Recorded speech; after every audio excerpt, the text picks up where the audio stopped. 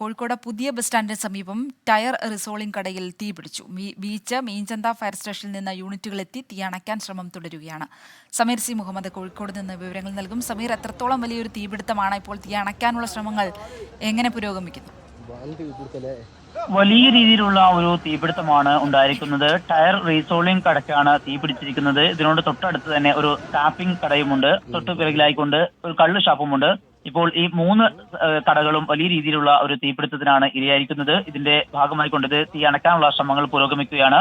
3 ഇടങ്ങളിൽ നിന്നായിക്കൊണ്ട് 6 ഫയർഫോഴ്സ് യൂണിറ്റുകളാണ് ഇവിടെ എത്തിക്കൊണ്ട് തീ അണയ്ക്കാനുള്ള ശ്രമങ്ങളുമായിട്ട് മുന്നോട്ട് പോകുന്നത്. വെള്ളിമാട് കുന്ന്, അതുപോലെ തന്നെ ബീച്ച് ഫയർ സ്റ്റേഷൻ, മീഞ്ചന്ത ഫയർ സ്റ്റേഷനുകൾ എന്നിവിടങ്ങളിലായിക്കൊണ്ടാണ് 6 യൂണിറ്റുകൾ ഇവിടെ എത്തിക്കൊണ്ട് തീ അണയ്ക്കാനുള്ള ശ്രമങ്ങൾ നടത്തിക്കൊണ്ടിരിക്കുന്നത്. സമീപത്ത് മറ്റ് കടകളുണ്ട്. അവിടങ്ങളിലേക്ക് പടർന്നു പിടിക്കാനുള്ള ഒരു സാധ്യത കണ്ടുകൊണ്ട് ആ മേഖലകൾ കേന്ദ്രീകരിച്ചുകൊണ്ട് പൂർണ്ണമായും അടയ്ക്കാനുള്ള ശ്രമത്തിലാണ് ഇപ്പോൾ ഉള്ളത്. ഈ കള്ളുഷാപ്പ് പൂർണ്ണമായും കത്തി നശിച്ചിട്ടുണ്ട്. അതോടൊപ്പം തന്നെ ടയറുകളാണ് ഒരെണ്ണത്തിന് തീപിടിച്ചാൽ സ്വാഭാവികമായിട്ടും തൊട്ടടുത്തേക്ക് വളരെ വേഗത്തിൽ തന്നെ പടർന്നു പിടിക്കും. ആ വിധത്തിൽ ടയറുകൾക്കും വലിയ രീതിയിലുള്ള അഗ്നിക്ക് ഇരയായിട്ടുണ്ട്. ഏതായാലും തീ അണയ്ക്കാനുള്ള ശ്രമങ്ങൾ ഇപ്പോൾ പുരോഗമിക്കുകയാണ്. 6 യൂണിറ്റ് ഫയർഫോഴ്സ് ഇവിടെ സ്ഥലത്തെത്തിയിട്ടുണ്ട്. ഈ എന്താണ് അഗ്നിബാധയുടെ കാരണം എന്ന് കണ്ടെത്താൻ കഴിഞ്ഞിട്ടില്ല. അല്പസമയം മുമ്പാണ് ഇത്തരമൊരു സംഭവം അറിയുകയും തുടർന്ന് നാട്ടുകാർ പോലീസിനെയും ഫയർഫോഴ്സിനെയും വിവരം അറിയിക്കുകയും ചെയ്തത്. ഏതായാലും തീ നിയന്ത്രിക്കാനുള്ള ഒരു ശ്രമങ്ങളുമായിക്കൊണ്ട് ഫയർഫോഴ്സ് മുന്നോട്ട് പോകുന്നുണ്ട്.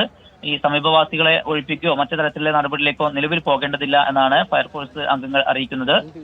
തീ അണയ്ക്കാനുള്ള ശ്രമങ്ങൾ പുരോഗമിക്കുകയാണ്. ശ്രീലക്ഷ്മി. സമീർ, ദൃശ്യങ്ങളിൽ നിന്ന് നമുക്ക് വ്യക്തമാകുന്നത് വലിയ രീതിയിലുള്ള ഒരു തീപിടുത്തമാണ് എന്ന് മനസ്സിലാകുന്നു. അപ്പോൾ കൂടുതൽ ഫയർഫോഴ്സ് യൂണിറ്റുകൾ അവിടേക്ക് എത്തേണ്ട ഒരു സാഹചര്യമുണ്ടോ? സമീപത്തൊക്കെ തുടർച്ചയായി ചേർന്ന് മറ്റു കടകളുമുണ്ടോ? അങ്ങനെ തീ പടരാനുള്ള ഒരു സാധ്യത എത്രത്തോളം ഉണ്ട്?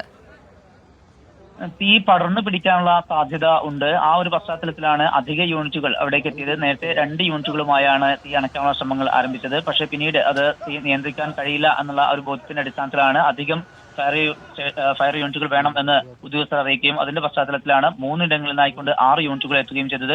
നിലവിൽ ഈ 6 യൂണിറ്റുകൾ ഉപയോഗിച്ചുകൊണ്ട് തീ നിയന്ത്രിക്കാൻ കഴിയും എന്നാണ് ഉദ്യോഗസ്ഥർ വ്യക്തമാക്കുന്നത്.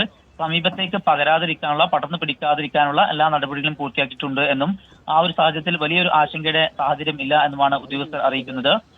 നിയന്ത്രിക്കാൻ കഴിയും വളരെ വേഗത്തിൽ എന്നുള്ള കാര്യമാണ് വ്യക്തമാക്കുന്നത്. പ്രധാനമായും ഈ 3 ഇടങ്ങളിൽ, അതായത് ഈ ടയർ റീസോളിംഗ് കടയും അതിന് തൊട്ടടുത്തുള്ള ടാപ്പിംഗ് കടയുമാണ് കത്തിയിരിക്കുന്നത്. ഒപ്പം തന്നെ കള്ള് ഷാപ്പും കത്തി നശിച്ചിട്ടുണ്ട്. ഈ ഭാഗങ്ങളിലൊന്നും തന്നെ ഈ ആളുകളുടെ സാന്നിധ്യം ഉണ്ടായിരുന്നില്ല. അതുകൊണ്ട് അത്തരത്തിലുള്ള ഒരു നാശനഷ്ടം ഉണ്ടായിട്ടില്ല. എന്നാൽ വലിയ രീതിയിലുള്ള സാമ്പത്തിക നഷ്ടം ഉണ്ടായിട്ടുണ്ട്. ഈ 3 ഇടങ്ങളും പൂർണ്ണമായും കത്തി നശിച്ച ഒരു സാഹചര്യമാണുള്ളത്. ടയറിനാണ് വളരെ വേഗത്തിൽ തീ പിടിച്ചത്. അത് പെട്ടെന്ന് തന്നെ പടർന്നു പിടിക്കുകയും ചെയ്തു. അതാണ് ഈ ഭാഗങ്ങളിലേക്ക്, മറ്റ് 2 കടകളിലേക്ക് കൂടി വ്യാപിച്ചത് എന്നാണ് ഇപ്പോൾ കണ്ടെത്തിയിട്ടുള്ളത്.